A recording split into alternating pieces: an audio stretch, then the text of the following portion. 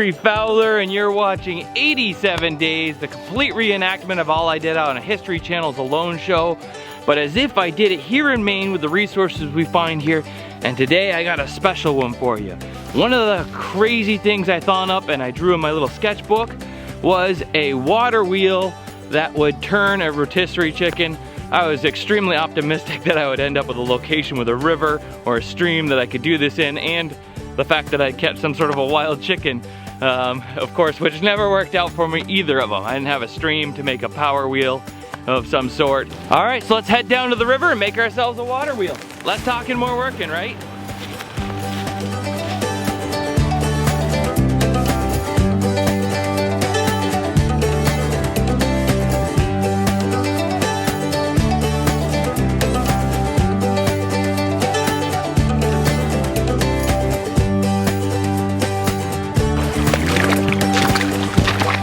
All right, so I found a good spot for my water wheel for roasting the chicken, but I found out also that I don't have the bit braces I used to have, the drill bits I need to make this project, so we're going shopping. All right, we're here at Liberty Tool Barn. To make the water wheel chicken roaster, I need some drill bits I can't seem to find right now. So we're gonna sort through all this wonderful stuff and see if we can't find some auger bits to use by hand. Look at this mallet, huh? I can almost wield it one-handed. Have to craft one of those for the shelter. Right? It'd be very useful. For batoning. This is the kitty nighty-night mallet. Oh my. Time for an exciting new segment. We call it Guess This Tool. All right, Alan, what are we playing for tonight? A cheese log. Oh. What is it? Leave it in the comments below.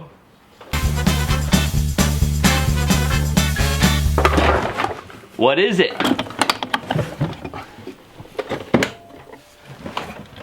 Wow, I opened it up and I still don't know what it is. So cute. I want to buy it just so I can machine like one piece of ammo and like be like me and then cut it off and make one piece of slingshot ammo. What is it? This one actually has me stumped. I'm not sure what it is. Do you know? Leave it in the comments below. Yeah. There we go. I think this is what we're looking for here. A couple of them. Nope, not that one. We'll see if these will do the job. All by hand. A little bit of sharpening. I'll do what I need to do so we can make that water wheel and roast that chicken. Get a piece of wood and bushcraft our own handle for this one. I'm getting tool lust. The I want-y disease, as we call it with the kids when they're like, I want this, I want-y. I think I getty this. Hey, look at that. Found a slingshot. Everywhere I go, I find slingshots. Maybe two. Cut it in half in the middle. One for me, one for you. I gotta stop looking and keep finding stuff. You know Right, how it that's is. how it is in here. Yeah. Okay. What's the damage? $28.23. What a deal. What a deal. This is going to be on YouTube, isn't it? That the Survival show. Oh, okay. Yeah, Yeah. you've been in here before then. Right? Oh yeah, plenty of times. Yeah, sure. Yeah. Alright, we got our goodies. Let's head on up to the land and play in the woods. Today is gonna be a little something more. I've got a plan in mind, a special thing in store. The light bulb inside my head says, All right. I think I found a nice little spot right here. Water's coming through and dam it up a little bit, create a little bit more of a tighter flow for my water wheel. A nice low spot on this little sandbank. And I'll build a water wheel right in here and have my fire and a rotisserie water wheel chicken. Let's do it. It's my lucky day. It's my lucky day. It's my lucky day. My lucky day. It makes me feel like a little kid again. I can't tell you how many times I spent, how many millions of hours spent playing in rivers as a kid. My mom would do swimming a mile a day, and she still does. And we would play in the river outside the public pool there in Vermont, where we would go in this little wilderness land, and there's a stream, and we were always damming it up and playing it. So much fun playing in rivers.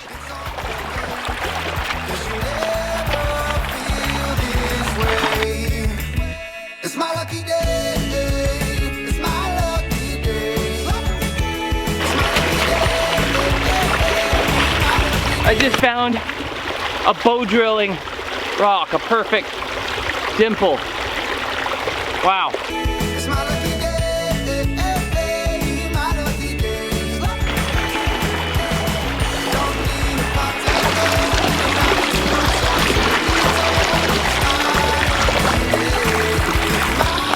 Alright, that's a good start. Now I gotta build a water wheel to take advantage of that built up pressure I've managed to channel into one spot. Yeehaw. This is a great time of the year to be out here looking for sticks to make things with. And while the sap is rising into the leaves, the bark will peel off of the trees. So you can build all kinds of neat stuff with peeled bark sticks. It's also a great time of the year where you can peel off big sheets of bark off of bigger trees and make like birch bark baskets and birch bark pots and stuff like that that'll actually hold water. But today we're just getting our sticks for the water wheel, and maybe, I think I see a nice natural slingshot fork that would be cool because the bark will peel right off and it'll be nice and clean. I'm gonna get some of those too. All right, so no slingshot at the top of this one, but I grabbed this because I'm gonna cut some for making some furniture or something. And as you can see, the leaves are just starting to come out of this one, so the sap is gonna be just right for me to be able to peel it. I'm gonna peel up a pile of these, and I'll come back that in another project. Check that out. Boom. If you pick the right one, you can test them with a little teeny cut on the side of the tree. You pick the right one, that bark comes off, and then you get a pile of these beautiful sticks. And while it's like this, it's probably impossible for me to show you, but the grain and stuff like that is a little bit raised and it's all textury. So instead of later on in the year, if you want to peel a stick for some project, you just got all these scratch marks with your knife, you got to sand them out. This is like finished, ready to go, you know, beautiful looking. You can make something from it and oil it. So I'm gonna peel up a bunch of these and cut the ones that I need for my water wheel and come back to these sticks in another project time. Leave it in the comments below. What do you think I should build out of some sort of a rustic furniture with all these peeled sticks? I'm not sure what to do with it. Not yet, at least.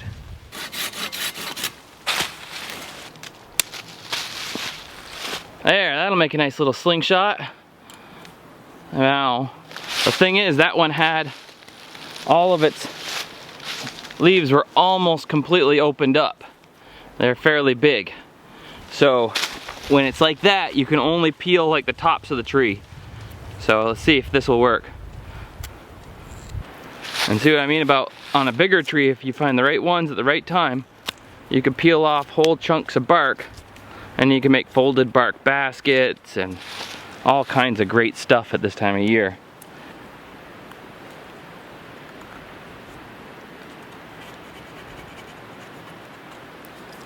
Wow, there we go.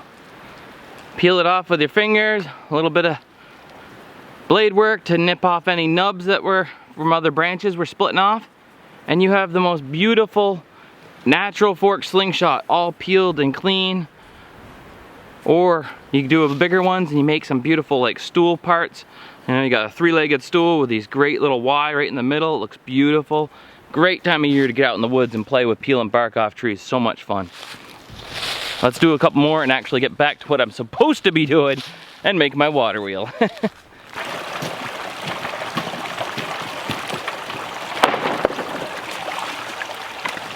All right, time to start building. I'm excited. This is gonna be awesome.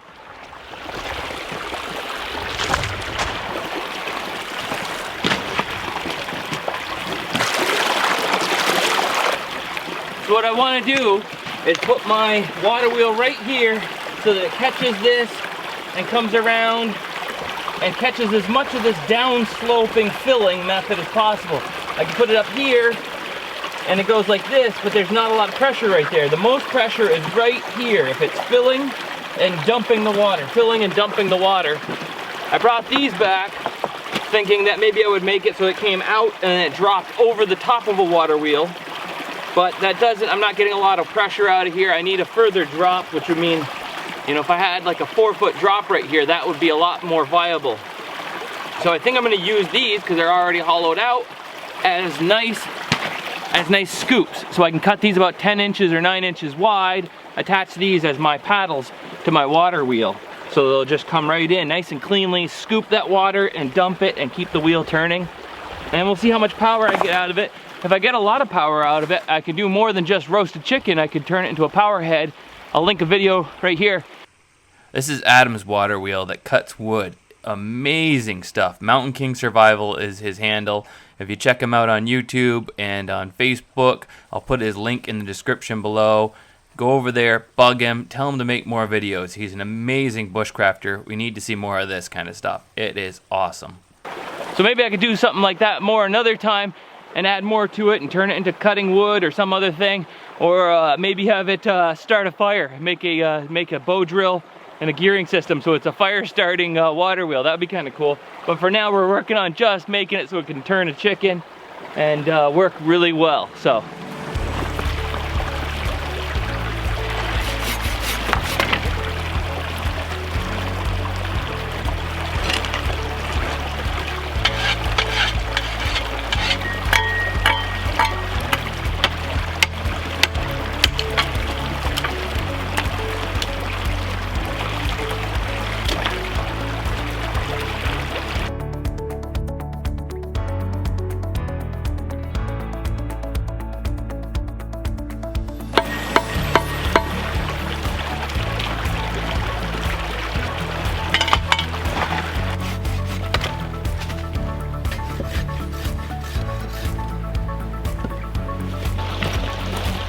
Alright, time to use the new drill bits. These things come in super handy. I've had plenty of them over the years that I use in my drill set up at the land for building stuff when we're like homesteading up here before we moved out. And they're a blast. But now I've got these ones so I can do it all by hand without the power tool. I'll give it a try and then it might need to be sharpened. Make a nice mallet though so I can pound my stuff in.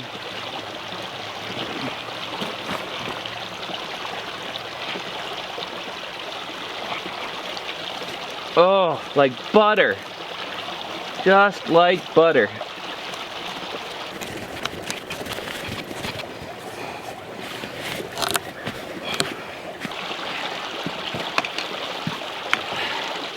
So it could be sharper. A lot of small shavings there.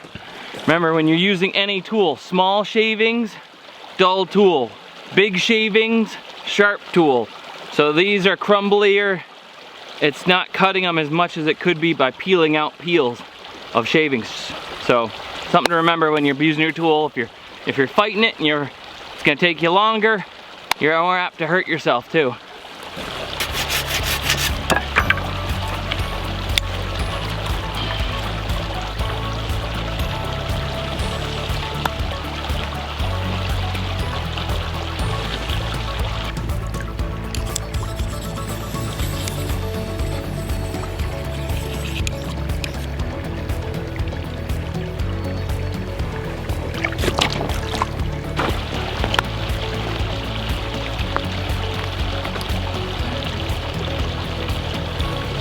Ooh, that's cold now.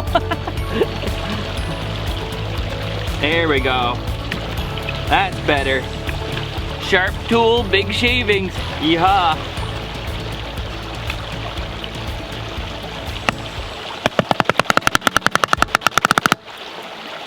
I need a mallet to build my mallet. That's funny.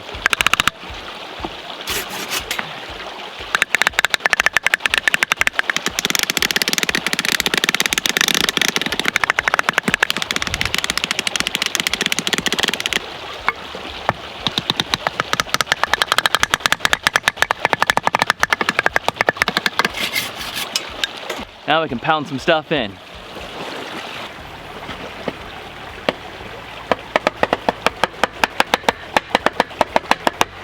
Ah! That's a mallet.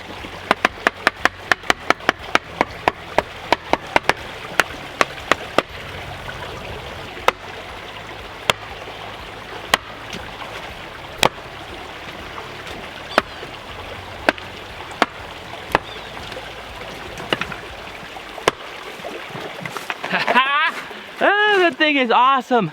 The bugs, this thing is awesome. Bugs are getting to me. I hate bug dope. It's disgusting. It's so gross on your skin. You gotta go home, you have to take a shower. It's just, you feel it on your skin burning if you get too much in one place. That's the only way it can work, is if you put on enough that it burns, and that's just ridiculous. It's not good for you. So when I'm out here in the woods, it's nice to have, if you're working in one place, a lighter, because boom, real quick like, you can light up a pile of leaves, have a little bug fire, stomp it out, let it smolder a little bit, get some smoke. But for coolness factor, I got the flint and steel. We're gonna start a little bug fire and get rid of some of these mosquitoes and black flies, because it's that time of year again. Yeehaw in Maine. So I got my little flint and steel tin. This is something my dad gave me years ago. And the tin you use for making char cloth, got a little hole in the top. You basically put cotton in there, burn the tin in the fire till the smoke stops coming out, and then poke a little stick in the hole, set it to the side, and let it cool off. And char cloth, oop, there we go, and everything comes out when it opens. Got some oakum for making my bird's nest with. I could just easily go find something, but that one's already ready to go. Then I have in the bag, sealed up, the char cloth that I was talking about. You put cotton in here, put the tin lid on, throw it in the fire, burn it till the smoke stops coming out, pull it out of the fire, poke a stick in the hole, let it sit, and it basically coalifies the cotton so you can put it on your flint and she'll take a spark. Now I got two pieces of flint in here. One's the one that my dad gave me, and then there's the steel that you strike it on, and then there's another one that I've picked up recently from the Bushcraft show, New England Bushcraft show. So we're gonna use some of this as a bird's nest, some of this char cloth to take the spark, and this is our bug fire material here. Just a pine cone and some leaves to get a bit of smoke in the area, and it'll scare them all off. Obviously, first thing you wanna do is work up your bird's nest. So I take my char cloth, place it on top of the sharper flint. Boom. Stuff char cloth, if it's properly made, it'll just keep going. You don't need to do anything special to it. Fold it over, put it in there. Boom, there's fire. It takes a matter of seconds. Throw a couple of leaves and stuff on there, and bug fire.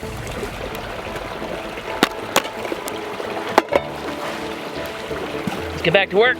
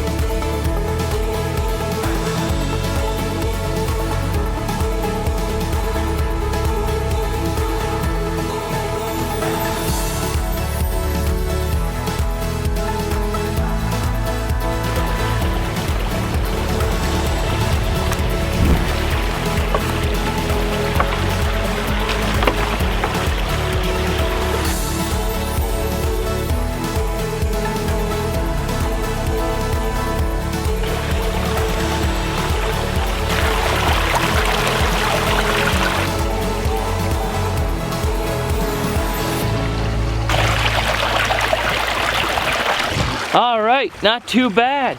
Still needs a bit of work. I'm gonna add 8 more blades to it.